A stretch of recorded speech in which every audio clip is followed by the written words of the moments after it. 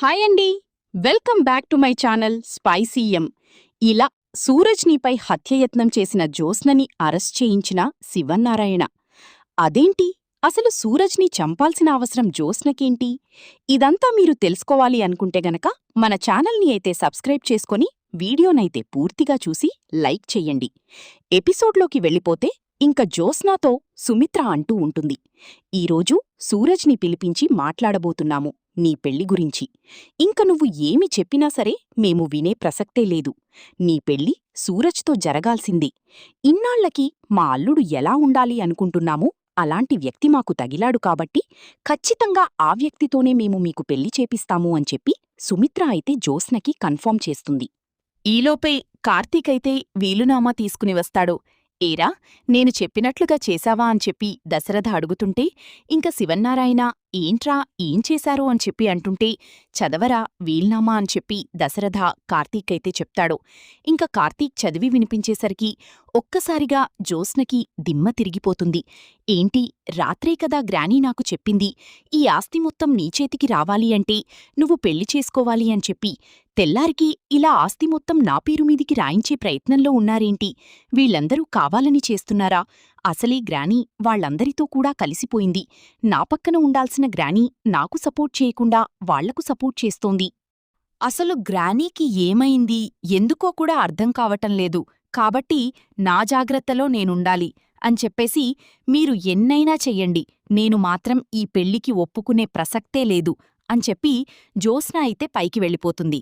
ఇంకా అందరూ కూడా జ్యోత్స్న ఆగు, సమాధానం చెప్పకుండా వెళ్ళిపోతున్నావేంటి అని చెప్పేసి అందరూ పిలుస్తున్నప్పటికీ కూడా జ్యోత్స్న ఏమాత్రం కూడా పట్టించుకోకుండా తన రూమ్కి పైకైతే వెళ్ళిపోతుంది.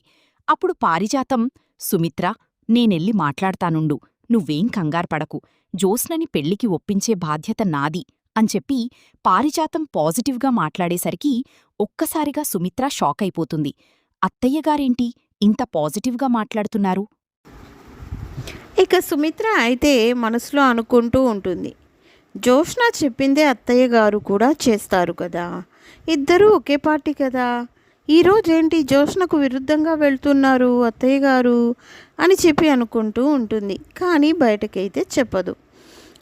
ఇక శివనారాయణ, ఏంటి పారిజాతం, నువ్వు ఈ మధ్య మంచి పనులు చేయడం కూడా మొదలుపెట్టావా అని చెప్పి అడుగుతూ ఉంటే, అయ్యో ఏమిటండి ఎలా మాట్లాడతారు, నేనెప్పుడూ మంచిదాన్నే, ఎప్పుడూ కూడా మంచి పనులు చేస్తూనే ఉంటాను అని చెప్పి అనేసరికి, సరే వెళ్ళి జ్యోత్స్నతో మాట్లాడి పెళ్ళికి ఒప్పించి ప్రయత్నం చేయి అని చెప్పి పారిజాతానికైతే చెప్తూ ఉంటాడు ఇక శివనారాయణ.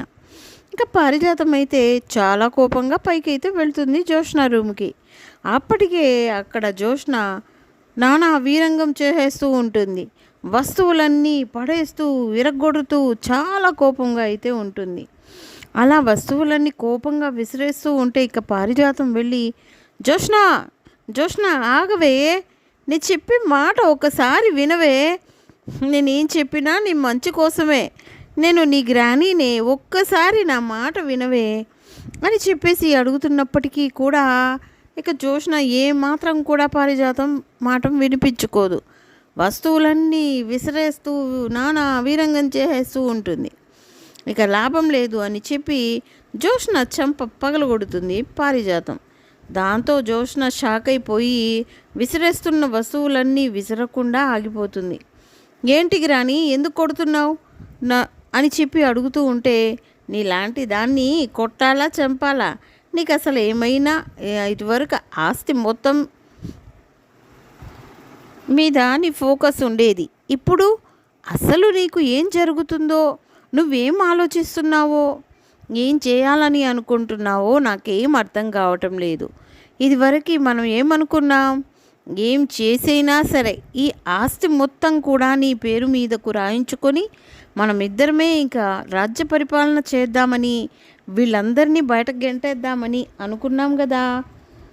అవును అనుకున్నాము, ఇప్పుడు నీకేమైంది, అసలు ఆస్తి మీదే నీకు ఇంట్రెస్ట్ లేదనిపిస్తుంది. మరి దేనికోసం నువ్వు ఇంట్లో బ్రతికేది? నువ్వు దాసు కూతురువని గుర్తుపెట్టుకో, దశరథ కూతురువని భ్రమలో ఉండిపోకు. ఎందుకంటే దశరథ రియల్ కూతురు ఈ ఇంట్లోనే ఉంది. అది ఏ క్షణమైనా సరే నిజం తెలిసే అవకాశం ఉంది. కాబట్టి ఈలోపే నువ్వు ఆస్తి నీ పేరు మీదకి రాయించుకోవడానికి ట్రై చేయి. ఆ తర్వాత నువ్వు ఎన్ని వేషాలు వేసినా ఎవరు కూడా పట్టించుకోరు. నువ్వు ఎందుకు అర్థం చేసుకోవడం లేదు నాకు అర్థం కావడం లేదు. మనం ఎంతకాలం కష్టపడింది ఆస్తి మన చేతి కోసం రావడం కోసమే. ఇప్పుడు అదే కోరిక నెరవేరబోతూ ఉంది. దానంతటా అదే నీ కాళ్ళ దగ్గరికి రాబోతూ ఉంది. నువ్వు దాన్ని ఎందుకు కాళ్ళతో తన్నాలని చూస్తున్నావు? నాకు అర్థం కావటం లేదు జోష్న. మీ నాన్న ఆస్తి మొత్తం కూడా పెళ్లి చేసుకుంటే నీ పేరు మీదకు రాస్తాను అని కన్ఫర్మ్ చేశాడు. కన్ఫర్మ్ చేసినప్పుడు నీ ముఖంలో ఏమాత్రం కూడా సంతోషం నాకు కనిపించలేదు. అంటే ఆస్తి నీకు వద్దా? నిన్ను నేను ఇంటి వారసురాలని చేసింది ఈ ఆస్తి కోసమే. ఇంకా ఇందాక విన్నావు కదా, కార్తిక్కి చిల్లి గవ్వ కూడా నాకు అవసరం లేదు మా తాత ఆస్తిలో అన్నాడు. అంటే ఇప్పుడు డబుల్ ఆస్తి. కార్తిక్ ఆస్తి నీదే, శివనారాయణ ఆస్తి మొత్తం కూడా నీదేనే. పిచ్చిదానా, ఒకసారి నేను చెప్పేది వినవే. నేను చెప్పేది విని ఆ సూరజ్ గాడిని పెళ్లి చేసుకోవే. ఇల్లరికం అల్లుడే ఇంతకు మించి మంచి సంబంధం తీసుకురాలేము అని చెప్పేసి జోష్నాకి హితబోధ చేస్తూ ఉంటుంది పారిజాతం. అయితే ఎన్ని చెప్పినప్పటికీ కూడా జోష్న మనసు అయితే మారదు. ఎందుకంటే జోష్న మనసు ఈగోతో నిండిపోయింది కదా. వాడిని, ఆ అనాథ విధవని నేను పెళ్లి చేసుకోవడం ఏంటి అనే ఉద్దేశంతోనే జోష్న అయితే అంటూ ఉంటుంది. ఇక పారిజాతం అయితే సరేనే, నువ్వు ఏం మాట్లాడకపోయినా పర్లేదు, నేను చెప్పిన దాని గురించి ఆలోచించి రేపు సాయంత్రం కల్లా నాకు ఏ విషయమో చెప్తే నేను వెళ్ళి మీ తాతకు చెప్తాను. ఎందుకంటే నిన్ను పెళ్ళికి ఒప్పించే బాధ్యత నాకే అప్పగిచ్చాడు మీ తాత అని చెప్పి అక్కడి నుండి అయితే వెళ్ళిపోతుంది పారిజాతం. అయితే ఇక పారిజాతం హాల్లోకి వెళ్ళేసరికి ఏంటి పారిజాతం ఏమంటుంది జోష్న అని శివనారాయణ అయితే అడుగుతూ ఉంటాడు. నేను ఎలా చెప్పాలో అలాగే చెప్పానండి. అది నా మనవరాలు కదా, దాన్ని ఎలా ఒప్పించాలో కూడా నాకు తెలుసు. అందుకే నేను తను ఒప్పుకునేలా ప్రయత్నం అయితే చేసి వచ్చాను. రేపు సాయంత్రం కల్లా తన డెసిషన్ చెప్పమని అయితే చెప్పాను. ఖచ్చితంగా పాజిటివ్గానే మనకు ఆన్సర్ వస్తుందిలేండి అని చెప్పేసరికి, ఏమో అత్తయ్య గారు, అసలు జోష్నా మనసులో ఏముందో నాకు అర్థం కావడం లేదు. ఆ కార్తిక్ వెంటే పడుతుందేమో అని అనిపిస్తుంది. కార్తిక్ని తన మనసులో నుండి తీసేయలేకపోతుంది. కానీ ఏం చేయాలి?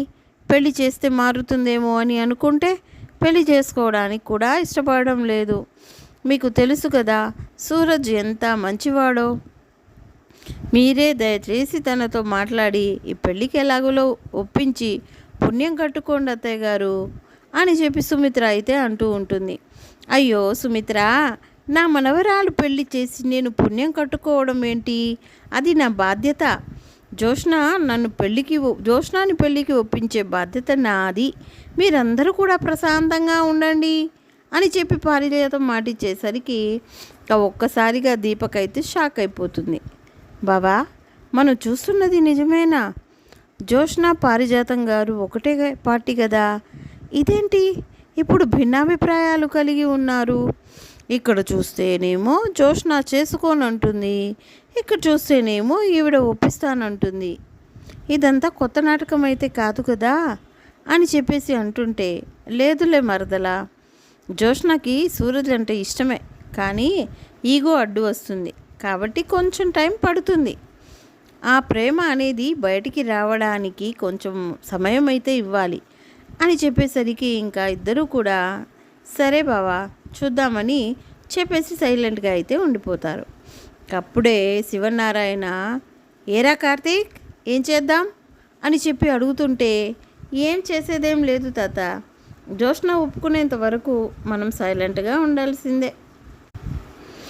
ఎందుకంటే తనకి ఇష్టం లేకుండా మనం పెళ్ళి అనేది చేయలేం కదా. వాళ్ళిద్దరూ కూడా కలిసి ఉండాల్సిన వాళ్ళు కాబట్టి ఇద్దరూ అంగీకారంతోనే మనం పెళ్లి చేయడం కరెక్ట్. తను ఒప్పుకునేంత వరకు మనం వెయిట్ చేద్దాం. ఎలాగో పారు మాట ఇచ్చింది కదా ఒప్పిస్తాను అని చెప్పి, దాన్ని బట్టే చేద్దాం అని చెప్పేసి ఇక కార్తిక్కి చెప్పేసరికి పారిజాతం నీకు కార్తిక్ కూడా చెప్పాడు కాబట్టి ఈ బాధ్యత నీకే అప్పగిస్తున్నాను. రేపు సాయంత్రం కల్లా జోష్న ఏం చెప్తుందో విను అని చెప్పేసరికి ఇంకా ఎవరి రూమ్కి వాళ్ళైతే వెళ్ళిపోతారు. సరేరా, మీరు జాగ్రత్తగా వెళ్ళండి, రేపు పొద్దున ఆఫీస్లో కలుద్దామని చెప్పి కార్తీక్ అలాగే దీపానైతే పంపించేస్తాడు శివనారాయణ. ఇప్పుడే ఇక దీప కార్తీక్ ఇంటికి వెళుతూ ఉండగా దీపకైతే ఒక ఆలోచన వస్తుంది. బావా, ఇప్పటికీ నేను ఇంకా రాను అని చెప్పి సూరజ్ అయితే వెళ్ళిపోయాడు. అలా దూరంగా ఉంటే జోష్న మనసేమైనా మారుతుందంటావా చెప్పు? ఇక్కడే ఉండి తను ఎడముఖం పడముఖం ఉంటే అప్పుడు జోష్న మనసు మారుతుందేమో అని నాకు అనిపిస్తుంది. ఎందుకంటే నా ముఖం చూడట్లేదు అని చెప్పి బాధపడిపోతుంది కదా. అలాగే ఒక 2-3 రోజులు ఉంటే జోష్నాలో మార్పు వస్తుందేమో, సూరజ్ మీద ఉన్న ప్రేమ కూడా బయటపడుతుందేమో అని అనిపిస్తుంది బావా అని చెప్తూ ఉంటే దీప కార్తీక్తో అంటూ ఉంటే, నువ్వు అన్నది కరెక్టే, నాకు కూడా అలాగే అనిపిస్తుంది దీప. కానీ ఇప్పుడు ఏం చేద్దాం మరి? సూరజ్ ఆఫీస్ నుండి వెళ్ళిపోయాడు, నేను ఇంకా రాను అని కూడా చెప్పాడు కదా అని చెప్పి అంటుంటే, అదే బావా, దాని గురించి నువ్వు మాట్లాడు, లేదంటే నేను మాట్లాడతాను. ఖచ్చితంగా ఆఫీస్కి రమ్మని చెప్పు, కరెక్ట్గా 2 రోజులు చేసి మానేయమని చెప్పు అని చెప్పి అనేసరికి ఇంకా కార్తీక్ అయితే బండి ఆపి, సరే ఎప్పటి వరకో ఎందుకో ఇప్పుడే కాల్ చేద్దాం, ఇప్పుడే కాల్ చేసి కనుక్కుందాం సూరజ్ని అని చెప్పి సూరజ్కి అయితే ఫోన్ చేస్తాడు కార్తీక్ అలా ఫోన్ చేస్తే, ఏంటి బ్రో, నేను ఇంకా రానని చెప్పాను కదా, మళ్ళీ ఫోన్ చేశారేంటి అని చెప్పి సూరజ్ అంటుంటే, బ్రో నువ్వు అలా మాట్లాడకు బ్రో, వర్క్ చాలా పెండింగ్ ఉండిపోయింది కదా, నువ్వు వర్క్ ఫినిష్ చేసుకొని 2 డేస్లో నువ్వు వెళ్ళిపోవచ్చు, ఇంకా మేము ఆపము అని చెప్పి కార్తీక్ అనేసరికి, సరే వస్తాను, 2 రోజులు మించి ఇంకా రాను, అది కూడా బ్రదర్ నువ్వు అడిగావని మాత్రమే వస్తున్నాను అని చెప్పి సూరజ్ అయితే ఆఫీస్కి రావడానికైతే రెడీ అవుతాడు. దాంతో ఇంకా కార్తీక్ దీప అయితే చాలా సంతోషపడిపోతూ ఉంటారు.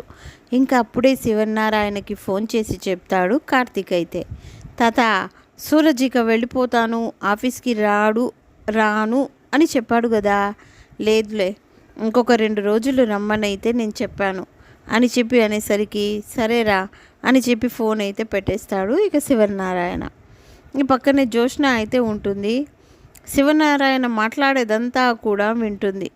విని, ఏంటి తాత ఎవరు ఫోను అని చెప్పేసి అంటుంటే, ఏం లేదమ్మా, సూరజ్ నేను రాను అని చెప్పేసి వెళ్ళిపోయాడు కదా, ఇంకొక 2 రోజులు రమ్మని చెప్పాడంట కార్తీక్, ఖచ్చితంగా వస్తానని చెప్పి సూరజ్ చెప్పాడు అనేసరికి, రే రారా సూరజ్, నీకు నా చేతిలో చావు మూడింది, నువ్వు నా చేతిలో చావడానికే వస్తున్నావురా అని చెప్పేసి జోష్న అయితే అక్కడి నుంచి అనుకుంటూ తన రూమ్కి అయితే వెళ్ళిపోతుంది. ఇంకా వెళ్ళిపోయి ఆలోచిస్తూ ఉంటుంది, ఏంటి వీడు వెళ్ళిపోతానన్నాడు, మళ్ళీ వస్తున్నాడు, ఈ అవకాశాన్ని నేను వదిలిపెట్టకూడదు, వాడు బ్రతికి ఉన్నంత కాలం కూడా వీళ్ళు నన్ను వేధిస్తూనే ఉంటారు. సూరజ్ని పెళ్లి చేసుకోమని ఒక అనాథని నేను ఎలా పెళ్లి చేసుకునేది, ఒక అనామకుడిని నేను ఎలా పెళ్లి చేసుకునేది, ఆ సూరజే లేకుండా చేస్తే ఇంకెవరిని నన్ను పెళ్లి చేసుకోమనరు కదా, ఆస్తి మొత్తం కూడా నా పేరు మీదకు రాయించుకొని ప్రశాంతంగా ఉండవచ్చు, ఎవరిని కూడా పెళ్లి చేసుకోవాల్సిన అవసరం కూడా ఉండదు అని చెప్పి జోష్న అయితే చాలా కన్నింగా అయితే ఆలోచిస్తూ ఉంటుంది. అప్పుడే ఇక ఆఫీస్లో సూరజ్ని చంపేయడానికి ప్లాన్ చేస్తుంది. మెడబట్టుకొని జోష్న అయితే ఎలా ప్లాన్ వేసుకుని జోష్న సైలెంట్గా ఉండిపోతుంది. ఎవరికీ చెప్పకుండా ఎప్పటిలాగానే తెల్లవారుజామున లేచి ఇక రెడీ అయ్యి ఆఫీస్కి అయితే జోష్న చక్కగా రెడీ అయ్యి ఆఫీస్కి వస్తుంది. వెళ్తుంటే అప్పుడే ఇంకా పూజ చేసి ప్రసాదం అయితే తీసుకుని వస్తుంది.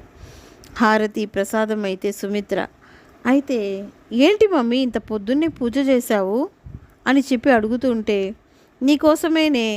నీకోసం తప్ప నేను ఇంకెవరి కోసం పూజ చేస్తాను చెప్పు, నువ్వు త్వరగా పెళ్ళికి ఒప్పుకోవాలని నేను పూజ చేశాను అని చెప్పి హారతి ఇచ్చేసరికి, నీకు ఈ సాయంత్రం కల్లా సొల్యూషన్ దొరుకుతుంది మమ్మీ అని చెప్పి అక్కడి నుంచి అయితే వెళ్ళిపోతుంది జ్యోత్స్న. అదేంటి సాయంత్రం కల్లా సొల్యూషన్ దొరుకుతుంది అంటుంది, అంటే పెళ్ళికి ఒప్పుకుంటుందా అని చెప్పేసి ఇక సుమిత్ర ఆలోచనలో పడుతుంది. ఇంకా ఎవరికి డౌట్ రాకుండా అందరూ కూడా ఆఫీస్లో ఉన్నప్పుడు జ్యోత్స్న ఏం చేస్తుందంటే సూరజ్ వైపే చూస్తూ ఉంటుంది. ఒరేయ్, నీకు మాత్రం ఇవాళ చావు మూడింది. ఆ యముడు నీ కోసం ఎదురు చూస్తూ ఉంటాడురా.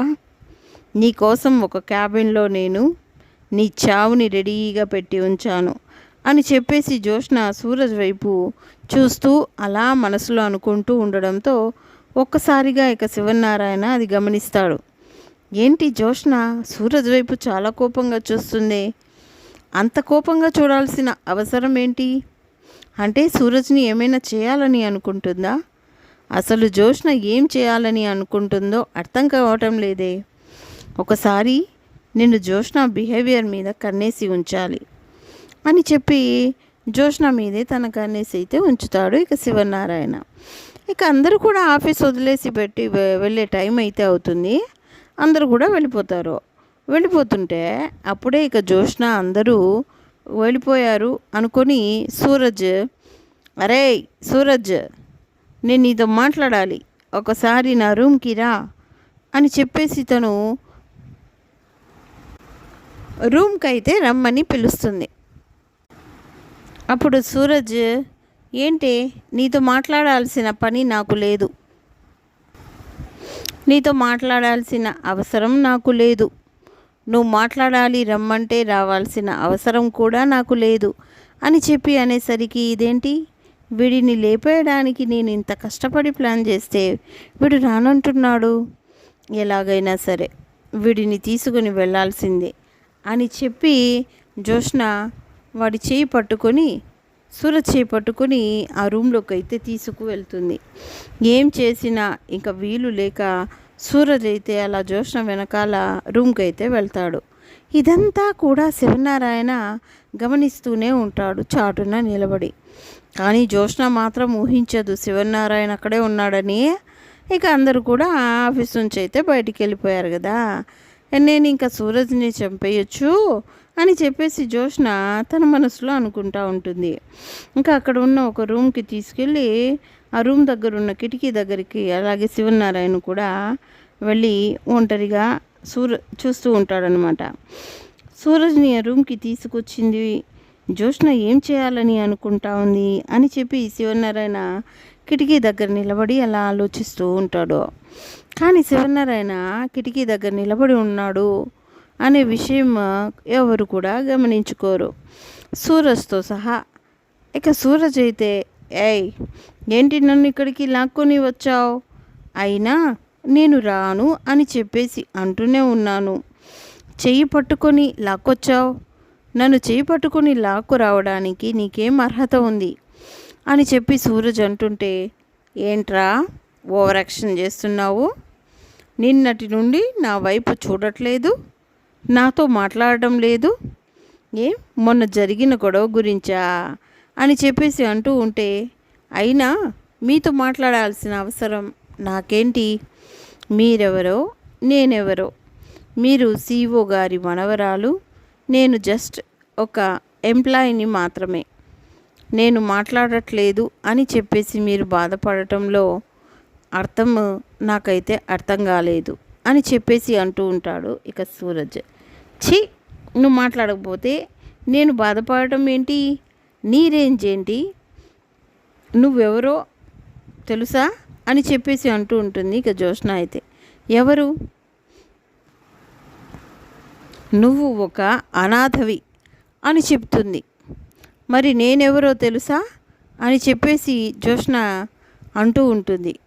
ఎవరు నువ్వు అని అనగానే, CEO చైర్మన్ గారి మనవరాలిని, చైర్మన్ శివనారాయణ గారి మనవరాలిని అని చెప్పి అంటుంటే, హహహహా ఏం మాట్లాడుతున్నావురా సూరజ్, సరేలే నిన్ను ఇవన్నీ ఎందుకులే కానీ నిన్ను ఎందుకు పిలిచానంటే నిన్ను చంపేద్దామని అనుకుంటున్నాను.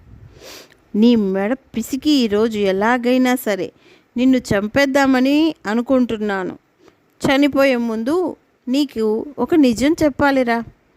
నీకు అసలు జోష్న ఏంటో ఎవరు తెలియాలి. ఇప్పటి వరకు నీకు నేను శివనారాయణ మనవరాలుగానే తెలుసు, కానీ అసలు నేను శివనారాయణ మనవరాలనే కాదు అని చెప్తూనే ఉంటుంది. ఆ గుండె పగిలే నిజాన్నైతే బయట పెడుతుంది జోష్న. అది విన్న శివనారాయణ ఒక్కసారిగా షాక్ అయిపోతాడు. ఏంటి, నా మనవరాలు కాదా జోష్న? మరి నా మనవరాలు కాకపోతే ఇంకెవరు అని చెప్పేసి శివనారాయణ ఆలోచిస్తూనే ఉంటాడు. ఇంకా సూరజ్ అయితే ఎప్పుడైతే నేను శివనారాయణ మనవరాలు కాదు అని చెప్పి జోష్న కన్ఫర్మ్ చేసిందో దాంతో ఒక్కసారిగా కన్ఫ్యూజన్లో పడిపోతాడు సూరజ్ అయితే. ఏయ్, నీకేమైనా పిచ్చెక్కిందా? సొంత తాత శివనారాయణ గారిని పట్టుకొని నేను ఆయన మనవరాల్ని కాదు అంటున్నా అని చెప్పేసి అంటుంటే, అరే సూరజ్, నువ్వు నిన్నగాక మొన్న వచ్చావురా. నా సంగతి మా గ్రానికి తప్ప ఇంకెవ్వరికీ తెలీదు. అసలు నేను ఆ దశరథ సుమిత్రల కూతుర్నే కాదు ఆ మాటికి వస్తే అని చెప్పేసి అనేసరికి ఒక్కసారిగా శివనారాయణకైతే దిమ్మ తిరిగిపోతుంది. ఏం మాట్లాడుతుంది అసలు జోష్న? నా మనవరాలు కాదు అంటుంది, సుమిత్ర దశరథల కూతుర్ని కాదు అంటుంది. మరి ఎవరి కూతురు అని చెప్పేసి ఏం చెప్తుందా అని చాటుగా శివనారాయణ అక్కడి కిటికీ దగ్గర నిలబడి చూస్తూ ఉంటాడు. ఏయ్, కళ్ళు తాగిన కోతిలా మాట్లాడకు. నువ్వు అలా ఆయన మనవరాల్ని కాదు అంటున్నావు. ఇప్పుడు కన్న తల్లి తండ్రిని పట్టుకొని కూడా తల్లి తండ్రి కాదు కాదు అని అంటున్నావేంటి? ఏం మాట్లాడుతున్నావో నీకు అర్థమవుతుందా అని చెప్పేసి అంటుంటే, కాసేపు నోరు మూసుకొని ఉండరా, కాసేపట్లో నీ ప్రాణాలు పోతున్నాయి. ఇంకెందుకో నువ్వు ఎగిసెగిసి పడుతున్నావు అని చెప్పేసి పూర్తిగా విను. నేను సుమిత్ర దశరథల కూతుర్ని కాదు. నేనంటే ఏంటో నీకు పూర్తిగా తెలియాలిరా. నేనేంటో తెలిసిన తర్వాత కూడా నువ్వు నన్ను పెళ్లి చేసుకుంటాను అంటే అప్పుడు ఆలోచిస్తాను. అయినా నిన్ను పెళ్లి చేసుకోవడం నాకు ఇష్టం లేదు. నిన్ను చంపేయాలని నేను ఇక్కడికి తీసుకొచ్చాను. నువ్వు బ్రతికున్నంత కాలం కూడా నీతో పెళ్లి చేసుకోమని మా వాళ్ళు నన్ను చావగొడుతూనే ఉంటారు. అందుకే నిన్నే లేపేస్తే నేను పెళ్లి చేసుకునే అవసరమే ఉండదు కదా. అందుకే నేను ఈ గదిలోకి లాక్కొచ్చాను. ఈ గదిలో సీసీ కెమెరా కూడా లేదు. ఎవరు కూడా నిన్ను చంపింది ఎవరు కనిపెట్టలేరు అని చెప్పేసి జోష్న మాట్లాడుతూ ఉంటుంది. అవన్నీ సరే, తర్వాత చంపుదూలే కానీ ఇంతకీ నువ్వెవరో చెప్పు అని చెప్పేసి సూరజ్ అయితే జోష్న గురించి తెలుసుకోవాలని అడుగుతూ ఉంటాడు. ఎందుకంటే సూరజ్కి జోష్న అంటే ఇష్టం కదా. అప్పుడే ఇక జోష్న అయితే, ఏంట్రా అంత ఇంట్రెస్ట్ చూపిస్తున్నావు నేనెవరో తెలుసుకోవడానికి? అసలు నేనెవరో చెప్పాలనుకున్నదే నేను కదా. సరే చెప్తాలే విను. అసలు నేను సుమిత్రకి పుట్టలేదు. నేను దాసు కూతుర్ని. దాసు అంటే పారిజాతం ఉంది కదా మా గ్రాని, వాళ్ళ సొంత కొడుకు కూతుర్ని నేను. చిన్నప్పుడే నా తలరాతను మార్చేసింది మా గ్రాని. ఆస్తి మొత్తానికి కూడా నన్నే వారసురాల్ని చేయాలని సుమిత్రగా మమ్మీ కూతురి ప్లేస్లో దాస్ కూతురునైన నన్ను తీసుకువెళ్ళి పిల్లల్ని మార్చేసింది. అప్పుడు సుమిత్ర కూతుర్ని చంపేయమని సైదులు గాడికి ఇస్తే పాపం వాడికి ప్రాణం కూడా ఒప్పక బస్టాండ్లో వదిలేసి వెళ్ళిపోయాడంట. అయినా సరే అది గట్టిపిండంలే, అందుకే మళ్ళీ వచ్చి తాత ఇంట్లో తిష్ట వేసింది అని చెప్పి అనేసరికి ఇక ఒక్కసారిగా శివనారాయణకైతే గుండె ఆగినంత పని అవుతుంది. ఏంటి, నా చెవులతో నేను విన్నది నిజమేనా? నేనేమైనా తప్పుగా వింటున్నానా? అసలు నా మనవరాలు నేను తన మనవరాల్ని కాదు అని చెప్తుంది. అసలు ఏం జరుగుతుంది ఇక్కడ అని చెప్పేసి శివనారాయణ ఆశ్చర్యంలో షాక్ అయిపోతూ ఉంటాడు. అప్పుడే ఇక సూరజ్ అయితే, ఏంటి నా కథ బాగానే అల్లుతున్నావే, స్టోరీ బాగానే చెప్తున్నావు, ఇదంతా నిజమే అని చెప్పి అనడానికి ప్రూఫ్ ఏంటి అని చెప్పి అంటుంటే, అరే పిచ్చి సూరజ్, నేను చెప్పిందంతా కూడా నిజమేరా. నేను అసలు వాళ్ళ వారసురాలనే కాదు, అసలు వారసురాలు దీప. ఆ దీప కూడా తెలుసు తనే వారసురాలన్న విషయం. కానీ కానీ ఏం చేస్తుంది? వాళ్ళమ్మ కోసం, అదే ఆ సుమిత్రమ్మ కోసం తన ప్రాణాలు ఎక్కడ పోతాయో అని నిజం చెప్తే, అసలే మా అమ్మ నా మీదే పెంచినమ్మ కదా, ప్రాణాలన్నీ నా మీద పెట్టుకునింది. నేను తన కన్న కూతుర్ని కాదు అని తెలిస్తే తన ప్రాణాలకు ప్రమాదం అని చెప్పి పాపం ఏమీ చేయలేక నోరు మూసుకొని ఉంటుంది అని చెప్పేసి జ్యోత్స్న తన పుట్టుక గురించి రహస్యాన్నంతా కూడా ఇంకా బయట పెట్టేస్తుంది. దాంతో ఒక్కసారిగా గుండె గుబేలమంటుంది ఇంకా శివనారాయణకైతే. ఎంత మోసం చేశావు పారిజాతం, నిన్ను పోనీలే అని చెప్పేసి నిన్ను పెళ్లి చేసుకున్నాను, నా పిల్లల్ని చూస్తావులే అని అనుకుంటే కనీసం వాళ్ళ ఆలనా పాలన కూడా చూడకుండా నువ్వెంత మోసం చేశావో నాకు తెలుసు. కనీసం జాలిపడి పెళ్లి చేసుకుంటే నువ్వు నా మనవరాలి తలరాతనే మార్చేశావు. దీప నా మనవరాలు. దీప ఎంత ఓర్పుతో ఉంటుంది, దీపను చూస్తేనే నా మనవరాలేమో అని చెప్పేసి ముచ్చట పడిపోతూ ఉంటాను. కానీ తెలియని నిజం ఏమిటంటే దీప నా మనవరాలు, నిజమైన మనవరాలు. కానీ ఇప్పుడే అది నాకు తెలిసింది. దీప, వస్తున్నానమ్మా నీ దగ్గరికి వచ్చి, నువ్వు మా ఇంట్లో పని చేయాల్సిన అవసరం లేదు.